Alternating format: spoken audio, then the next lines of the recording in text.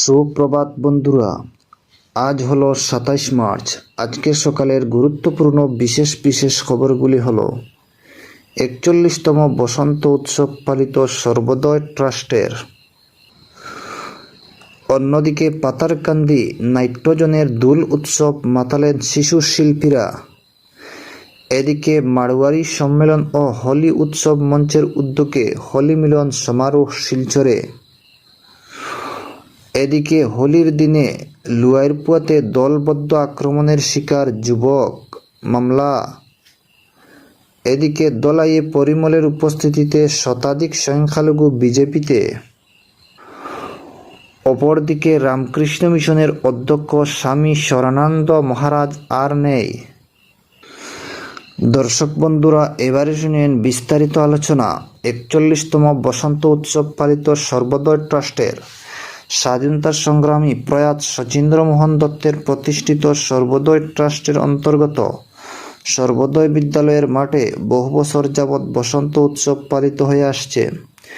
এবার ৪১তম বসন্ত উৎসব পালিত হলো সর্বোদয়ের মাঠে। পথ পরিক্রমা থেকে শুরু করে শিশু শিল্পীদের নৃত্য গীতে মেতে উঠেছিল সোমবার সকাল ৯টা থেকে মালুগ্রাম অঞ্চলসমূহ সর্বোদয়ের মাঠ। অনুষ্ঠানে সভাপতিত্ব করেন সংগঠনের কার্যকারী সভাপতি ভাস্কর দত্ত।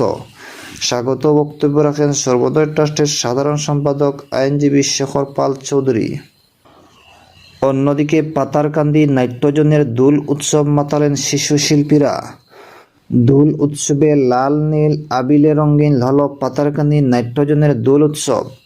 হরেক রকম আরিফ মাখিয়ে নাচ গানের মধ্যে দিয়ে দোল উৎসব পালিত হল পাতারকান্দিতে। সোমবার স্থানীয় প্রেমময়ী সিনিয়র বেসিক স্কুলের খেলার মাঠে পাতারকান্দি নাট্যজনের ব্যবস্থাপনায় এই দোল উৎসবের উদ্বোধন করেন স্কুলের প্রধান শিক্ষক নরেন্দ্রচন্দ্র দাস। পরে একে একে উৎসবে আগত প্রধান অতিথি সহ শিল্পীরা রাধাকৃষ্ণের মূর্তির চরণে আবির এবং নৃত্যাঞ্জলি অর্পণ করেন। অস্থায়ী মুক্তমঞ্চে নতুন প্রজন্মের বেশ কিছু নৃত্যশিল্পীরা বেশ কটি সমবেত ও একক নৃত্য পরিবেশন করে উৎসবকে আরও প্রাণবন্ত করে তোলেন। এদের মধ্যে ছিলেন শিশুশিল্পী সৃজিতা সেন, কনিষ্কা দেবনাথ, নেহা মজুমদার, নবনীতা দাস, রিমা দেব, অন্যান্য শর্মা ও আরিহা দাস।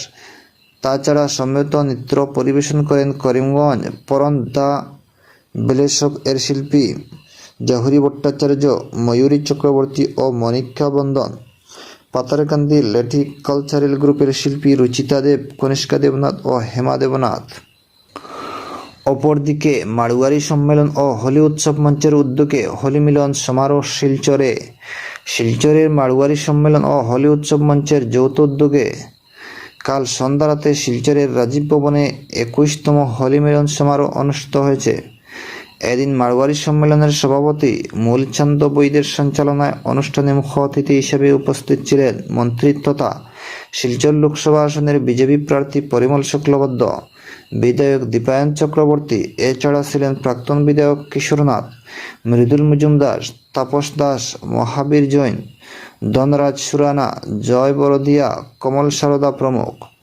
মাড়োয়ারি সম্মেলন ও হোলি উৎসব মঞ্চের আয়োজিত ২১তম হোলি মিলন সমারোহ বিভিন্ন ভাষা ও জনগোষ্ঠীর মধ্যে উপস্থিত শিলচরের বুকে ব্যাপক সাড়া ফেলে দেয়।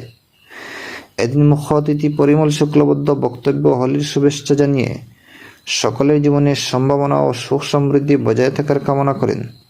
শুধু দেবতাকে রাঙিয়ে তোলা নয়, দোল উৎসবের সঙ্গে মিশে আছে জীবনের নানা রং।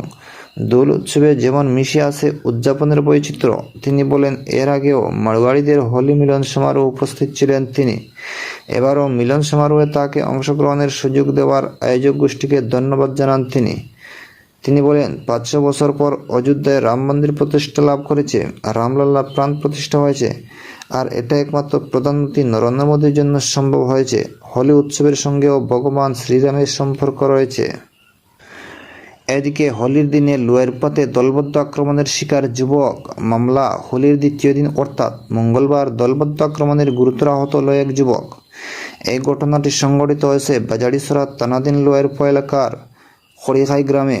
এ ঘটনা আহত যুবক ও তার মা জানান, এদিন সকালে যে বন্ধুদের সঙ্গে রক খেলতে বের হলে তাদের পার্শ্ববর্তী লঙ্গাই নদীর উপর পাড়ের কিছু যুবকেরা আকারণে তাদের সঙ্গে বচসায় লিপ্ত হয়। তখন উশৃঙ্খল যুবকদের বুঝে তারা চলে আসে।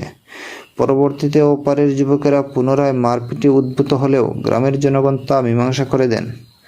পরে ওই যুবকের দল পুনরায় কড়িখাই এলাকায় পৌঁছে স্থানীয় যুবকদের মারধর করে। এতে গুরুতর আহত হয় রিনা বৈদ্যের ছেলে, এমনকি তার দাঁত ভেঙে মুখ থেকে রক্তাক্ষরণ হয় বলে অভিযোগ।